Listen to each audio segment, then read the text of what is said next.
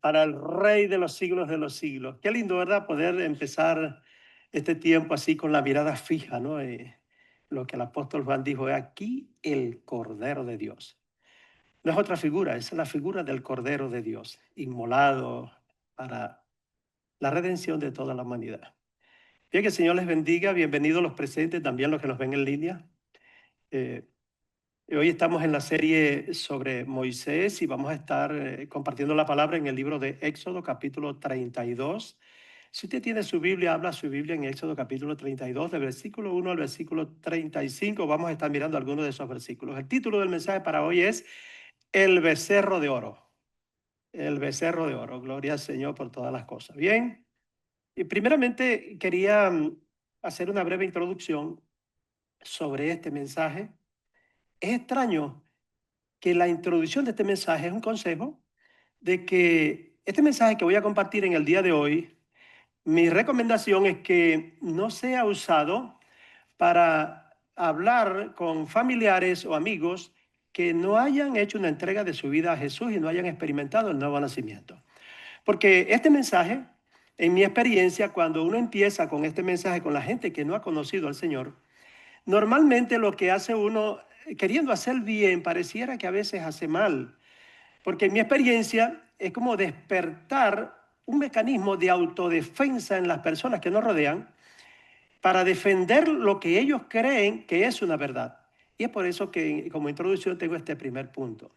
El segundo que tengo también como introducción es que realmente el pueblo de Dios, en este caso Israel, y hoy en día la iglesia, cuando de este punto se trata, no es que ellos querían desplazar definitivamente a Dios. Ellos lo que querían era tener un ídolo como para tener algo que ver y que los ayudara a buscar a Dios. Y eso era lo que a Dios eso es parte de lo que a Dios le desagrada. Dios no comparte su amor con ningún ídolo. Eso es abominación a Dios. Entonces vamos a pedir al Espíritu Santo que nos guíe a todo conocimiento y a toda verdad en esta palabra.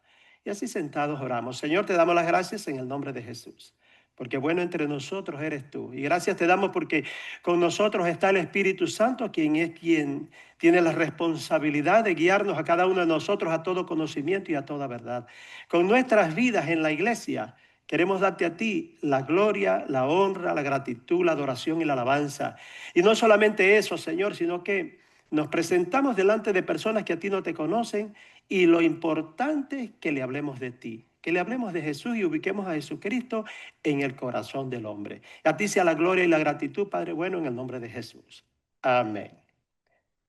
Muy bien, entonces entrando ya ahí en el libro de Éxodo, capítulo 32. El pueblo estaba allí, ya habían salido de Egipto. Hacía 2 meses y medio que habían sido liberados de esa esclavitud que por 430 años habían pasado allí en Egipto. Pero Moisés fue llamado por Dios y subió al monte Sinaí, donde iba a recibir la ley. Pero él se tardó un poco. Y apenas se tardó, el pueblo se desesperó y enseguida se dirigieron a Aarón, que era como el segundo al mando, que estaba allí y le dijeron que no sabemos qué es lo que ha pasado con Moisés y queremos que nos hagas dioses que vayan delante de nosotros. Y de allí inmediatamente nos ubicamos en Éxodo capítulo 32, en los primeros versículos que tenemos acá, y es el versículo 13 en adelante. Y de inmediato quiero soltar aquí el punto número 1, que es el punto que yo tengo como punto central de esta enseñanza. Y es algo que quiero llevármelo yo en mi mente y también colocárselo a ustedes. Que los ídolos, es el primer punto como un pensamiento, los ídolos son hechos por manos de hombres y allí es donde está el fracaso. Entonces el punto 1 es ese, hechos por manos de hombres y allí es donde está el fracaso. Y después que leamos la lectura, podemos hacernos algunas preguntas y usted tenga la pregunta de una vez, ¿quién fue que hizo ese becerro? ¿Y cómo lo hizo? ¿Qué instrumentos usó para hacerlo? Y leemos la Biblia que dice así, en Éxodo capítulo 32, versículo 3. Entonces el pueblo apartó los zarcillos de oro que tenían en sus orejas y los trajeron a Aarón. Y él los tomó de las manos de ellos y le dio forma con buril e hizo de ellos un becerro de fundición. Entonces dijeron: Israel, estos son tus dioses que te sacaron de la tierra de Egipto. Viendo esto, Aarón edificó un altar delante del becerro y pregonó a Aarón y dijo: mañana será fiesta para Jehová. Bueno, este era el escenario. El escenario que se presenta es ese. Ahora, nadie, ni antes ni ahora, debería decir que puede hacer un ídolo que sea una figura referente a Dios. Porque Dios es espíritu y un espíritu no tiene figura.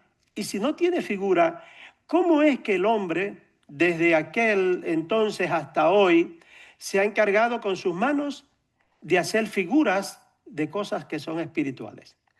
Violentando así el primer mandamiento que está en Éxodo capítulo 20, que dice la Biblia allí, en el primer versículo dice: no tendrás dioses ajenos delante de mí. Pero lo segundo que dice de los dioses ajenos dice: no te harás imagen ni ninguna semejanza de lo que está arriba en el cielo, ni en la tierra, ni en las aguas, ni debajo de las aguas. No te inclinarás a ellas, ni las honrarás, porque yo soy Jehová tu Dios, fuerte y celoso, que visito la maldad de los padres hacia los hijos, hasta la tercera y cuarta generación de los que me aborrecen. Allí está el primer mandamiento. Entonces, como no podían con el primer mandamiento, lo cambiaron y le colocaron a todo eso. El primer mandamiento es amar a Dios sobre todas las cosas. Pero eso no es verdad.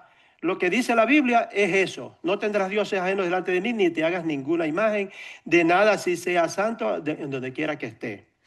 Hermano querido, encontramos aquí que el becerro lo hizo Aarón. Sí, lo leímos, ¿verdad? ¿Quién hizo el becerro?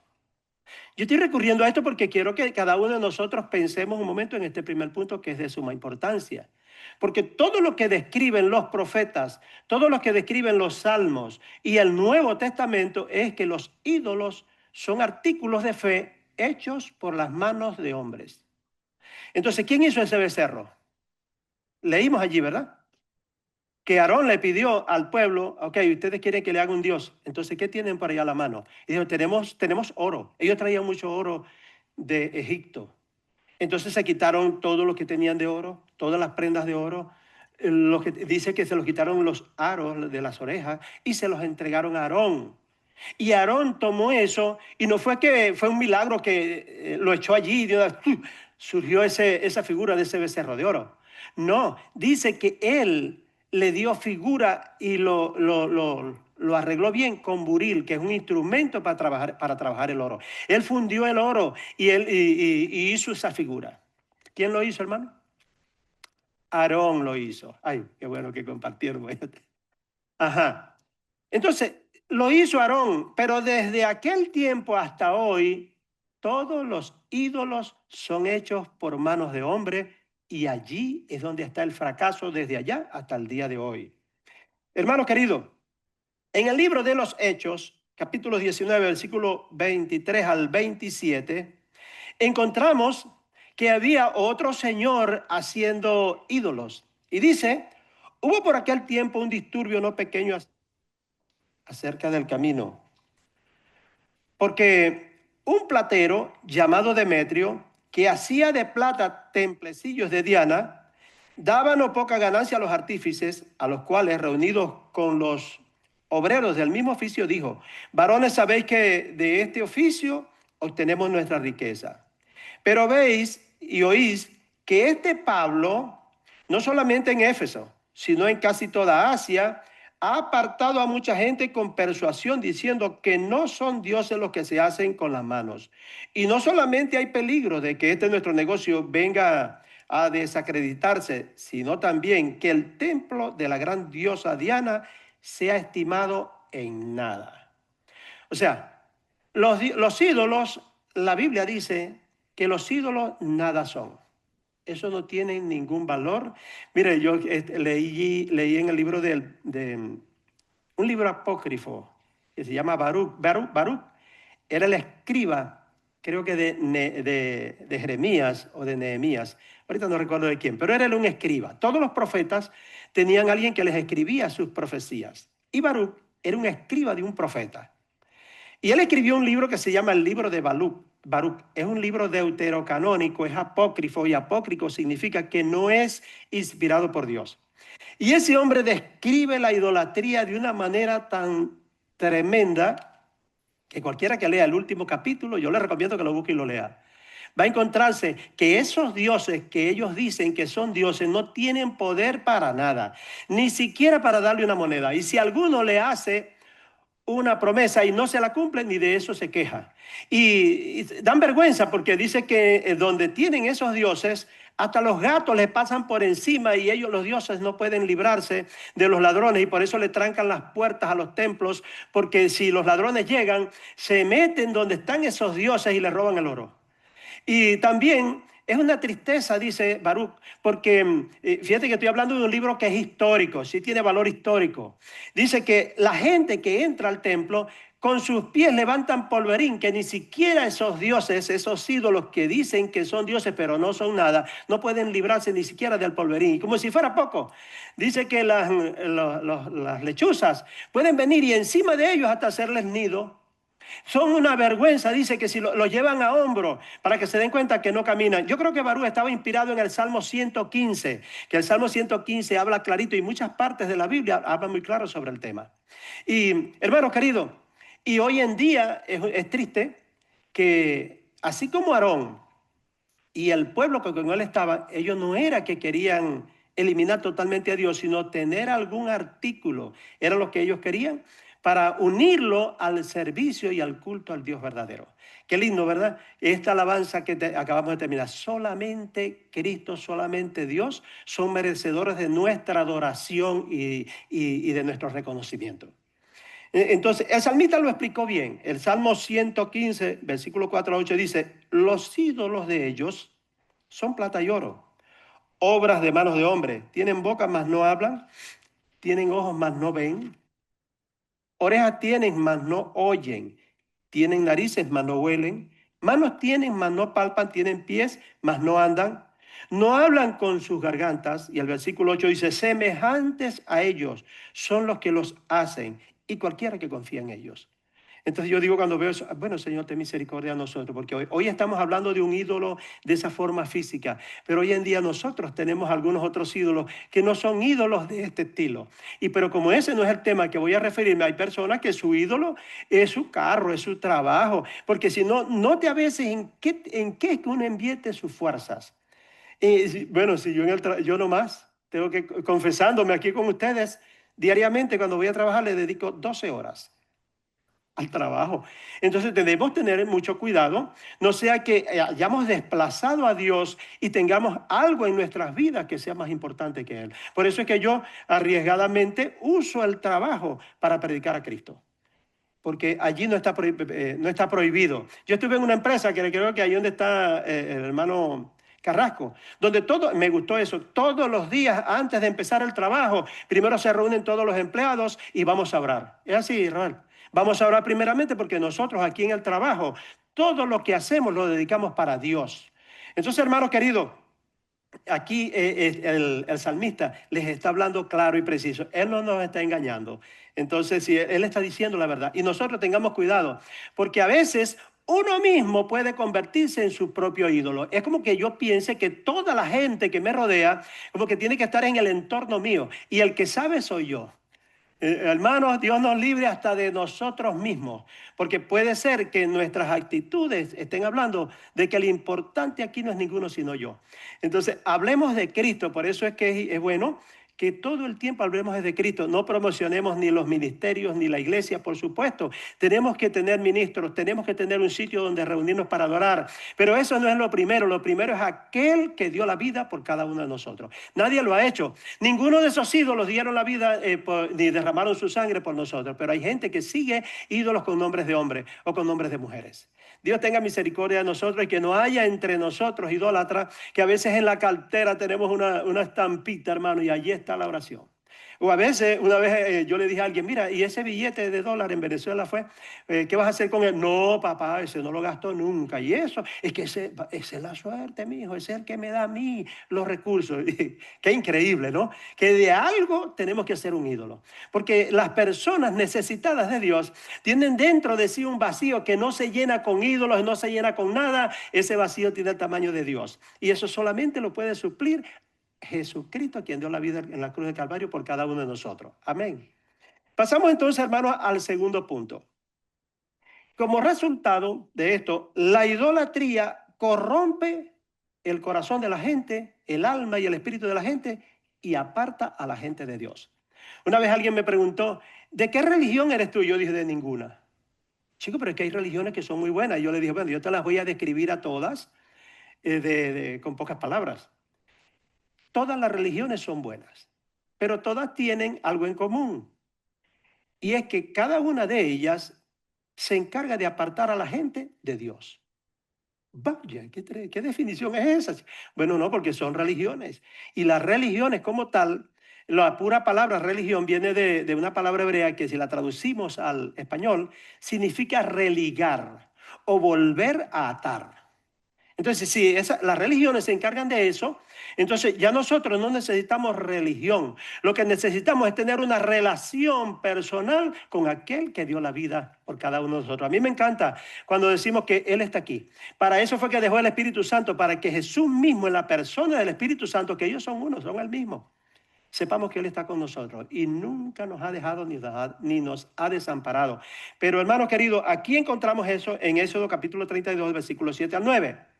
Y dice, entonces Jehová le dijo a Moisés, anda, desciende porque tu pueblo, mire que usted ahora ya no es mi pueblo, dijo Dios, ahora es tu pueblo. Porque tu pueblo que sacaste de la tierra de Egipto se ha corrompido y pronto se han apartado del camino que yo les mandé y se han hecho un becerro de fundición y lo han adorado y le han ofrecido sacrificio y han dicho, Israel, estos son tus dioses que te sacaron de la tierra de Egipto. Dijo más Jehová a Moisés, yo he visto a este pueblo que por cierto es pueblo de dura cerviz. Ahora pues déjame que se encienda mi ira en ellos y los consuma y de ti yo haré una nación grande.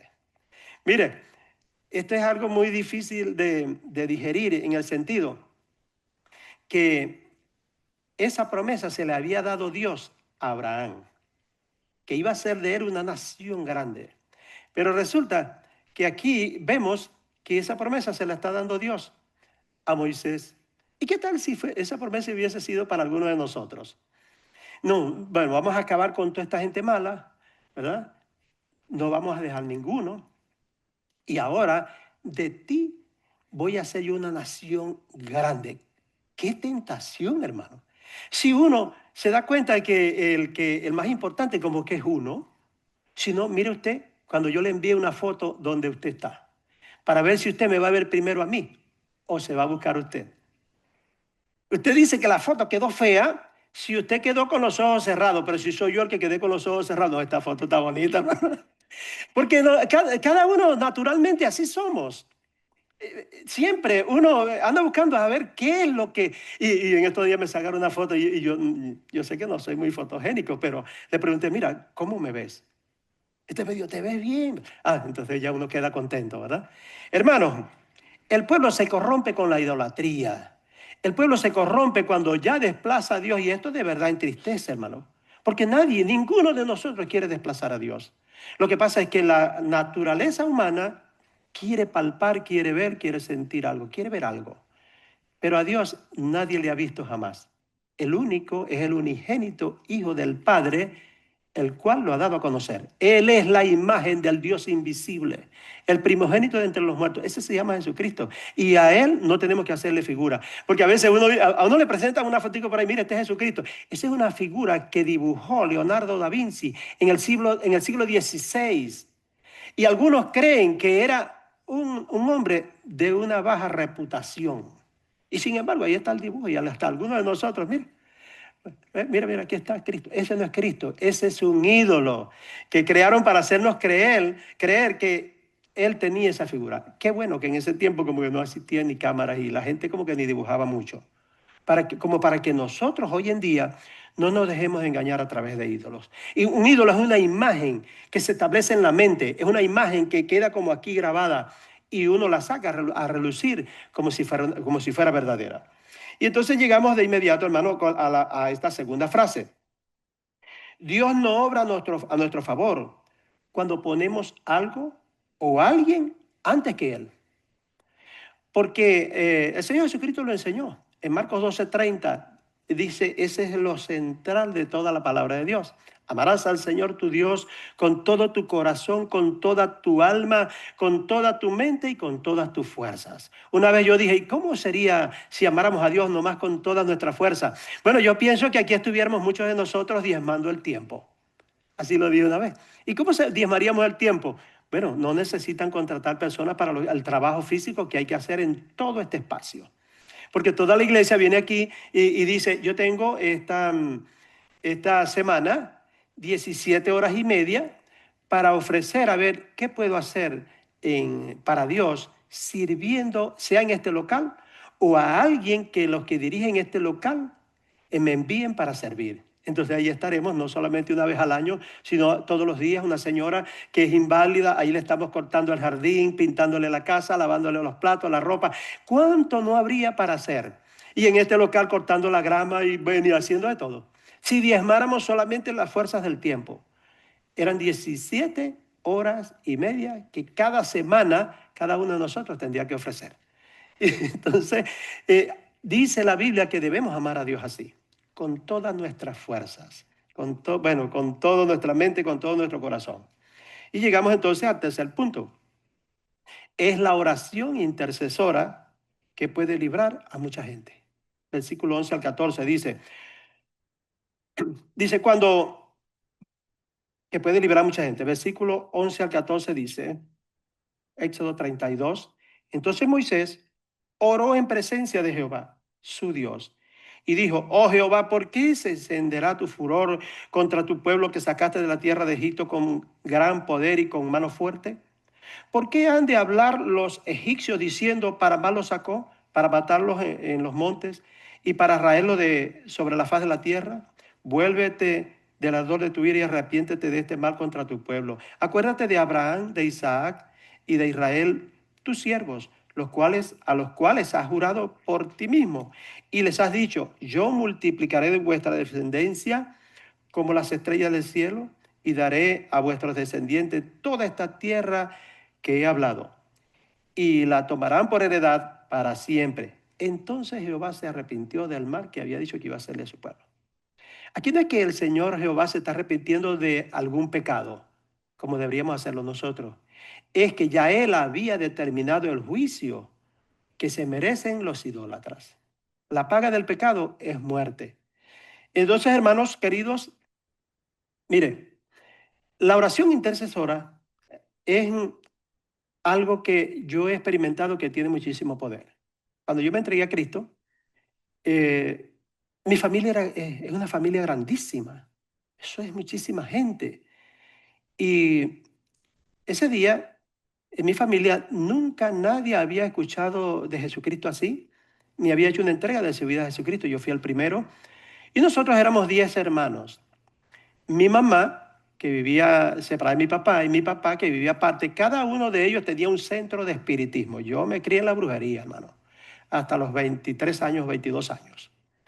Entregué mi vida a Cristo y eso fue yo llegué a la casa y enfrenté la brujería de una manera muy fuerte hasta que mi mamá me botó de la casa. Porque yo hablaba más del diablo que de Cristo. Y yo llegué, eso es del diablo, esto es del diablo y esto es del diablo, y eso era una locura en la casa.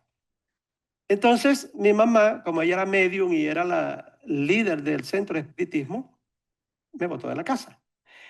Pero yo busqué a un anciano de la iglesia donde yo iba, era un viejito que empezamos a orar. Me dijo, no se preocupe, hermano, que Dios va a hacer algo grande en su familia. Porque toda la gente que ande en brujería, que ande en idolatría, que ande en cualquier religión rara de esas que hay en el mundo, ellos andan en búsqueda de la verdad. Y se necesita la intercesión de alguien que entienda que ellos necesitan un Salvador para sus almas. Empecé yo con Manuel Chávez, ese señor, ese hermano, a orar todos los días. Y en poco tiempo se entregó mi hermana menor. Se entregó primero las damas. Se entregó mi otra hermana y 4 hermanas entregaron su vida a Jesucristo. Y luego empezaron los hermanos y 9 nos entregamos a Cristo. Y hoy en día la historia es otra. Después que no había ni uno y empecé yo. Hermano, 9 hermanos, se entregó mi mamá, destruimos el centro de espiritismo, se entregó mi papá. Destruyeron el centro de espiritismo, luego mis tíos, luego mis primos, porque hacíamos incursiones, nos poníamos de acuerdo, orábamos con oración intercesora y viajábamos, los que conocen a Venezuela, desde el Junquito nos íbamos hasta el estado Zulia, reuníamos toda la familia para hablarles de Cristo. Hacíamos campañas después de hacer intercesión y después de eso, hermano, muchísimos miembros de nuestra familia conocen hoy a Cristo. Tenemos entre la familia pastores, mi hermano Nerio es el pastor a tiempo completo en la obra Luz del Mundo. Mi hermano Danilo allá en Chile es el pastor asistente de una iglesia. Mi hermana en la ciudad de Maracaibo. En fin, toda la familia, muchas familias sirviendo a Cristo, hermano. Por causa de que si hay alguien que se ponga en la brecha e interceda por ellos, van a conocer a Cristo. ¿Vive o no vive? Hay poder en Jesucristo, hermano, y eso sí lo he experimentado. Y le damos la gloria al Señor por eso. Y llegamos rapidito, hermano, porque el tiempo ahora está volando como en viaza, decía la propaganda. Hermano, el punto 4 dice, un ídolo nada es. Y ponga atención, hermanos, a este punto, porque es interesantísimo para mí. En el libro de Éxodo 32:20 dice, tomó el becerro que había hecho y lo quemó en el fuego y lo molió hasta reducirlo a polvo, que esparció sobre las aguas y lo dio a beber a los hijos de Israel. Lo echó sobre las aguas, hermano. Yo no sé si era un riachuelo, qué era lo que había allí. No he estudiado todo eso. Y después tomó de las aguas, tomen agua. Porque un ídolo, ¿qué es un ídolo? Según lo que hemos leído, ¿qué es un ídolo? Eso no es nada, hermano. Entonces, ¿cuál es el poder que tienen los ídolos entonces? Es como yo dije una vez, el diablo, mira, no tiene ningún poder, que el Señor lo reprenda. El único poder que tienen ellos es el poder que la misma gente con su fe le da. Porque parece que la gente misma los autoriza. Porque mire usted ahora y ponga su oído bien atento, ¿qué es lo que se mueve detrás de ellos? ¿Qué es lo que hay detrás de ellos? Y pasamos allí rápidamente a 1 Corintios capítulo 10, 19 y 20. Yo quisiera, hermano, que este versículo se nos quedara bien grabado en nuestras mentes y en nuestros corazones, para que cada vez que usted vea alguna figura hecha por manos de hombre, primero que cuando vea la figura piense, ¿quién la hizo? Ah, está hecha por manos de hombre. Pero que se hiciera otra pregunta. ¿Qué hay detrás de esa figura? Mire, y la voy a repetir porque es que yo quisiera que esto se me quedara bien aquí. ¿Qué hay detrás de cada figura de fe? ¿Qué es lo que hay? Y leamos la Biblia. El apóstol Pablo, enseñándole a la iglesia de Corintios, porque lo dijo el apóstol Pedro, lo dijo el apóstol Juan, lo dice en Apocalipsis, y solamente he tomado esta cita. Dije yo que era qué, Primera de Corintios. Vaya, que ya me había adelantado. Dios santo. Primera de Corintios capítulo 10, versículos 19 y 20. Dice, ¿qué digo pues? Que es que el ídolo es algo o que sea algo lo que se sacrifica a los ídolos. Diga conmigo, eso no es nada. Eso no tiene ningún valor. Delante de Dios no vale nada. Es menos que nada. Entonces, antes digo que lo que los gentiles sacrifican, a los demonios los sacrifican y no a Dios. Y no quiero que vosotros os hagáis partícipes con los demonios. Hermano, leer esto en la Biblia, porque yo no he inventado nada de eso. Dios tenga misericordia de mí si me pongo a inventar alguna cosa que no lo diga la Biblia. Es que cada vez que una persona quiere servirle a Dios a través de los ídolos o tiene algún artículo de fe, sea en su cartera o en su casa, que sea hecho por manos de hombre, detrás de ese artículo están los demonios. Si hay alguien que ministra a través de los ídolos, ¿quién ministra, hermano? Oye, hermano, no diga que yo me hice odioso con usted porque estoy hablando esta verdad tan fuerte. Porque yo no quiero eso. Yo quiero despertar en usted esa pasión realmente por Dios. Porque cada vez que en el servicio se presenta el ídolo, como lo hicieron ellos, eso desvirtúa a Dios. Cada vez que en el servicio, ellos no que en el libro de los jueces dice que el problema que tenía el pueblo no era que ellos no amaban a Dios, ellos amaban a Dios, pero también amaban a los ídolos. Es como que si yo estoy casado con una mujer que tiene unos 8 amantes, ¿usted cree que yo quiero compartir la compañera de mi vida, la pureza que debe tener mi relación con ella con 8 locos más? Dígame usted pues. Y Dios, que es un Dios celoso, dice su palabra, nos anhela celosamente y Él no quiere compartirte. No cometamos adulterio, no seamos fornicarios espirituales. Yo creo que entre nosotros no debe haber. Por eso dije que este mensaje no era para hablar con personas que no conozcan a Cristo. Lo primero que tenemos que ubicar es a Cristo. Y la experiencia que he tenido es que las personas vienen y nos preguntan, y ese sí es el momento de hablarles. Porque también he visto familias completas que se han retirado de escuchar el mensaje de la palabra porque tienen un hijo que es un azote todos los días hablando de su ídolo. ¿Qué es lo que ella ama? Mientras lo tenga en su corazón, mientras no tenga a Cristo en su corazón, sino que lo que tiene es un ídolo, es imposible que le estemos ayudando. Hermano, detrás de los ídolos ministran los demonios. Eso dijo el apóstol Pablo aquí. Vuelvo a repetir esa cita para pasar al último punto. Y es 1 Corintios, capítulo 10, versículos 19 y 20. Un ídolo no es nada, dice la Biblia, también lo dice en 1 Corintios 8:4, dice, acerca pues de las viandas que se sacrifican a los ídolos. Sabemos que un ídolo nada es en el mundo y que no hay más que un Dios. Y pasamos entonces aquí, así con esto tan tenso que se colocó, ¿verdad? De que detrás de todos los ídolos hechos por manos de hombre hay demonios. Dios hace justicia y da una nueva esperanza siempre. Cada vez que nosotros descubramos que hemos cometido un error, que hemos pecado, la Biblia dice que si confesamos nuestros pecados, Él es fiel y justo para perdonar nuestros pecados y limpiarnos de toda maldad. Y la aplicación linda es que el Señor en su gran amor y en su infinita misericordia él tiene el cielo inclinado. Él tiene su brazo extendido y su mano abierta y sus brazos abiertos para recibir a todos aquellos que podamos venir a Él confesando nuestros pecados de cualquier índole. Entonces, dice el versículo 33, Jehová respondió a Moisés, al que pecare contra mí, a este raeré de mi libro. Ve pues ahora y lleva a este pueblo a donde te he dicho. He aquí que mi ángel irá delante de ti, pero en el día del castigo yo castigaré en ellos su pecado. Y Jehová hirió al pueblo porque habían hecho el becerro que formó Aarón. Entonces vamos a orarle al Señor. Yo quiero, bueno, a darle gracias al Señor sería. Agradecidos quedemos del Señor, que Él siempre hizo un sacrificio una sola vez y para siempre, y Él está aquí para recibir a todos aquellos que queramos venir a pedirle, Señor, ayúdanos.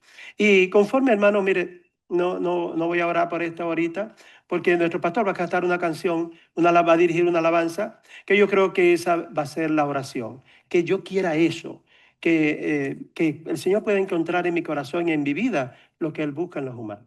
Que el Señor les bendiga, el Señor les guarde y Dios cada día tenga misericordia de cada uno de nosotros.